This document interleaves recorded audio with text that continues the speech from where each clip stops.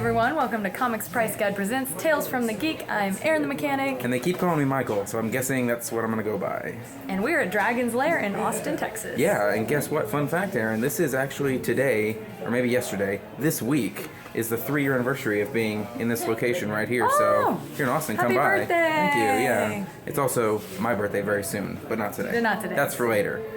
Anyway, yeah, Dragon's Lair. Come check us out. Oh yeah, check me out. Not like that. Anyway, we should got some news? We should start with news and get this in the middle of the frame. Anyway, Is that good drive you? Oh, you tried. A little bit. Drove me a little crazy. There's a lot of news. There's a lot of news. The biggest news, I think, is that Batman Superman released. Okay, did you watch it? I watched it Saturday. I did see it on Saturday as well. How'd you feel? There was a lot of people were really negative about it. And there was a lot of. I was not. There was a lot of really negative criticism. I think, honestly, it's probably a little unfounded because people didn't like Man of Steel, and that's fine. But, you know, Man of Steel was a good action movie, I felt. It just wasn't really a great Superman movie, you know? I enjoyed, you know, Dawn of Justice. I actually really did. There was a lot of stuff I really liked about it, so... Yeah, so check it out for yourself if you've seen negative reviews or, like, like Superman, check it out on Batman. I watched it with my family and my brother-in-law. He sort of went into it with that negative mentality. Yeah. He's like, I heard this was horrible, and he didn't like it. And I'm like, well, you got to give it a chance. Yeah, I went in with that, like, ooh, I heard this wasn't very good, and then watched it and was like, oh, wow, that was way better. There was a lot of, there were some problems, but mostly everybody was pretty well cast, I felt. Yeah. I really liked Ben Affleck. He was really cool. I know, I was so surprised. That was the big number one surprise for me. I don't know, he's a good actor. I wasn't really that surprised. It's still, he always surprised me. He was good. Because he's like really one good. of those was a heartthrob, so it's like... Yeah. I enjoyed Gal Gadot, I think is how you say her name, as Wonder Woman. She was really cool. Yes, loved it. There was some plot inconsistencies, I think, and there's a couple characters I didn't enjoy, but I thought overall it was like a solid B, maybe a B minus if you're sort of negative about DC, but it's a movie I would probably see again. Yeah, definitely. Yeah. So go check it out. Tell us what you think. Comment down below. Have your own opinion. Try not to let it be influenced by reviewers and just let it be its own thing. Blank slate, go into it. Let's see, what other... Oh, speaking of supers... What about supers? We almost exclusively talk about supers here, so... I know, but Supergirl Flash crossover... Yeah, that was last night, wasn't it? It was, and it went really well. I did not actually see it yet, unfortunately. A lot of great reviews, so not that we just said don't listen to reviews, but they're good reviews. If it's good reviews, listen to it. If it's bad reviews, don't. If they're bad, figure it out. But no, I did hear it was pretty good, and you know The Flash is a great show. It's established, you know, it's a really good show. It does stuff pretty well. Supergirl is still kind of new, and, you know, they were sort of unsure about it, but Supergirl's apparently been pretty good lately, and it was really smart of them to do a crossover, I think, especially with two, like, such upbeat characters. Yeah, fun. It's a real sort of contrast with Batman and Superman, where they're both sort of, like, dour and grim, which, again, not really a bad thing, give it a chance, but it was really funny to sort of read the reviews and see what it's like. But I heard it was good. Linda Carter going on with that? Yeah, I thought I saw Linda Carter as being cast in Supergirl, wasn't it? I thought you told me that. No. So I think I saw something along those lines. Sure. If that is the case, cool. I want to say she's going to play the president in Supergirl. Don't quote me on that, but I think I read that. That's more of a rumor than a fact. I was just excited about the crossover, and then I saw that, and I was like, oh. Yeah, speaking of DC, this is how you do segues, Erin. DC announced this weekend. He's gonna learn me something good now. I'm gonna learn you something good. DC announced this weekend their Rebirth initiative. They're redoing a bunch of their comics, and they announced all the new titles, all the new creative teams. There's a lot I'm really excited about. Speaking of Wonder Woman, Greg Rucka is gonna go back to writing Wonder Woman.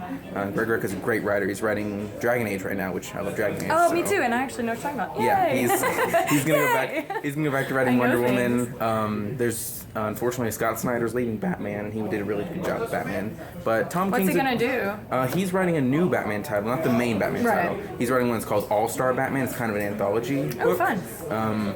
There's a couple new Green Lantern books that are coming out. They're doing some new Green Lanterns, like Hal Jordan's there, but they're bringing back Simon Baz and Jessica Cruz, who are some like more minor Green Lanterns, which is cool. They're doing a bunch of new Teen Titans books, you know, a bunch of new Superman books, and so apparently there's like gonna be 3 Supermen or something. It's weird, but it'll be cool. I'm gonna give it a chance. Yeah, so. I'm always up for giving things a chance. The rebirth Judge it thing. after things happen. Yeah, they announced it. They announced it at WonderCon. It was a big like hour-long video where Dan DiDio and Jim Lee and all them announced all their new books. So it was really cool. It sounds really exciting. giving it a thumbs up for now until it comes out. Who knows? Then we'll to be continued. Then we'll at that judge point, it when right? it comes out because I'll have the books here. That sounds perfect. So, what other news did we have? I also Dead saw news? Walking Dead. The finale is this weekend, this next weekend actually, and they're gonna finally introduce Negan into the show. Have you read Walking Dead? He's like the new big bad guy. He's got this bat wrapped in barbed wire that he murders people with. He's a horrible human being. No. He's horrible, but he's finally coming to the show, and it's Jeffrey Dean Morgan who's playing him. So excited to see that. Negan's a horrible character. He's a real jerk, but he'll be cool. It'll be a good show. Make it interesting for sure. Yeah. And then I think my last bit of news I saw was they announced a Spider-Man event for this fall. They're calling it Dead No More. Oh, yeah? It's not really a ton of information out yet, but they have sort of promo images of all the people that have like died in Spider-Man's life, like Uncle Ben and Gwen Stacy and like the Prowler and Jean DeWolf and all these people. And people think they might be bringing somebody back. I don't know. It's they're just teasing it right now, but my it's dad really would be excited about that. I told you he's a Spider-Man. He is Spider-Man. He's a Spider fan? No, he is Spider-Man. Oh, your dad's Spider-Man? Yeah, he's not a fan. I think you told me that. Yeah. So you're a Spider Girl. Yeah. Yeah. Revealed secret identity right there. You're not supposed to tell anyone. Yeah, well, That happens, A couple billion people in the And then I'll have a spin-off of me doing my deeds. In the 90s. Yeah. We actually have an employee here who loved the old Spider-Girl comics. You should go talk to them. Actually, I have talked to him about that. Yeah, I know. He has talked to everybody about it. That's right. Shout out to you, Greg. Shout out to Greg. Okay, so anyway, we do have comics. They're hiding here. over here. Get them from me. They're hiding them back with the world's finest Dice Masters. Play that game, by the way. Great Dice Masters game. Batman, Superman. Hey, speaking of Batman, Superman. Yeah, exactly. Wait, the late segue there. we have sort of 2.5 comics this week. I have 2 actual comics and then one that's like not really a comic, but I want to show it anyway. So the first one I'm going to show, this is a new book from Image called Power Lines, #1. Powerline, also the name of the rock star in a Goofy movie. So Goofy movie fans, shout out to you. Yeah. I only know that because I didn't remember it was Powerline though, so that's 5 minutes ago, one of our employees was playing songs from a Goofy movie in our office. That's how I know that.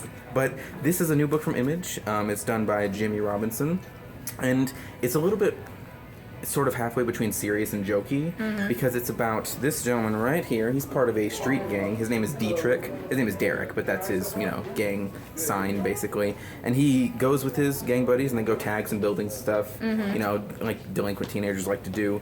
They end up in basically a suburban white neighborhood. And he finds out that while he's in that neighborhood, he has superpowers, which is sort of an interesting play on the sort of race relations issue where it's like he has these incredible powers, he can protect people, but in a neighborhood that doesn't like him at all.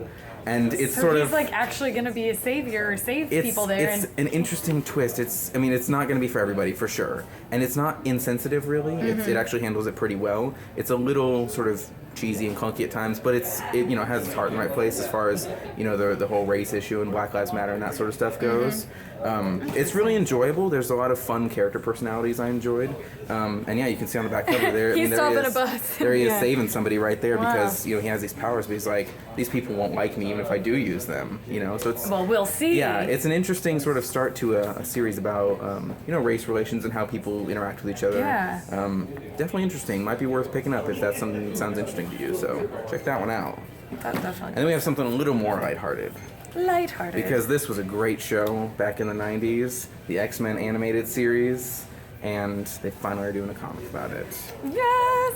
So honestly, this one's great because it looks and reads like they put an episode right on the page. Oh, that's awesome. It's incredible. Like, I can hear all the voices as they speak. It's really... No, seriously, No, it's those really, are just the really voices good. in your head. Well, that too. But it's really, really good. And it's just like they took an episode of the show awesome. right into it. It's got all the characters. It's got Wolverine and Jubilee and Professor X and Beast and all of them. They're really doing a lot like that because they got Power Rangers. That was I thought they was did pretty Power good. Rangers. They did this. They have Gem and Holograms. Yeah. They're doing all sorts of cool. stuff. So it's really fun, and it makes me have the theme song stuck in my head all afternoon. So if you like the X-Men and you like that theme song, you definitely want to pick this one up because this might be one of the best X books, at least the best starts to an X book in a long time. And let us know what you think. Check it out. Oh yeah, if you like the show, below. write something. And if you like the other animated shows, tell me which ones, and I'll tell you that they don't make comics out of them probably. Or maybe. Earth's Mightiest Heroes is gone too soon, I'll say that much. That was a great cartoon. That was an awesome Avengers cartoon. And speaking of the Avengers... Oh, look at that. It's almost like I do this for a living. We change lives here, people. Anyway, this is the sort of half a comic that I mentioned. This is the all new, all different Marvel universe, and it's not really a comic. It's more of a magazine. It does look like a magazine. All it basically does is describe a bunch of the new Marvel titles that have come out in the past couple months. Oh, it gives you the change up and stuff. Yeah, it gives you a lowdown on awesome. who's in it, what they're all about, their history. It's got a little bit like about the all new Ghost Rider here. That's kind of perfect for people, especially who, if you haven't been huge into comics, this is a great way to. Yeah, like if you go and see Civil War and you're like, I want to read comics about Hawkeye. Yeah. You can be like, okay, well, in this book, he's in this book, and this one, it's really interesting. It's a great tool for new readers. Yeah. So if you've got maybe like a kid who wants to read comics, or if you want to read comics, or your significant other wants to, and they're not sure where to start, check out the all new, all different Marvel. It's got like 16 different titles it's highlighted, and they'll probably do more of these. Yeah, so that's awesome. Check that out. That is the best. I think that's my 2.5 comics. That's it? All right. That's it. That's it for this That's all week. I got. I'm leaving. Gonna end the show the right way, all alone. Send it back over to our cosplay friends.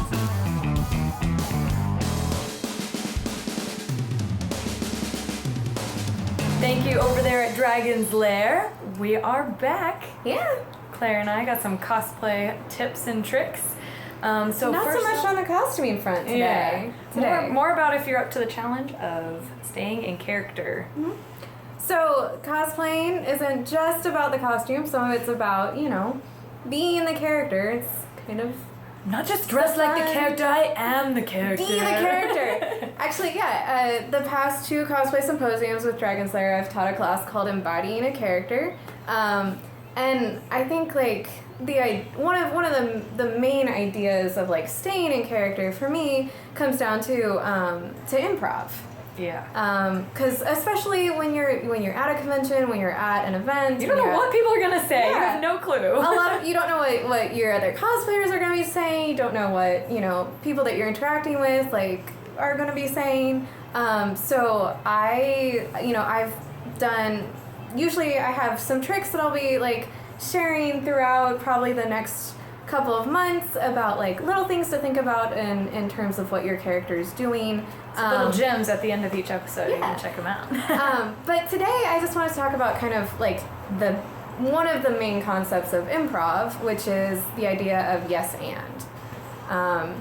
Well, why would you use yes and? Well, improv is all about building a scene together, and something like saying no kind of kills the energy. Okay. Obviously, when you're cosplaying, there are times when you say no. Yeah, and you don't always have to say yes. So not so much in the context of don't ever say no, but if you're staying in character, the idea is that you want to you make offerings with it. Yeah, exactly. So you make offerings in improv, it might be a verbal offering or it might be a physical offering.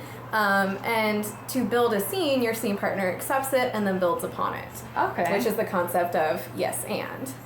So there's a really fun game that we can play to demonstrate this. Okay, let's demonstrate this. Okay, It'll be so interesting. it's called Let's Plan a Party. Okay. So I'm going to say... I love parties. Yeah. So I'm going to say Let's Plan a Party, and then you say yes and build upon it. Okay. Okay? Okay, I'm ready. Okay.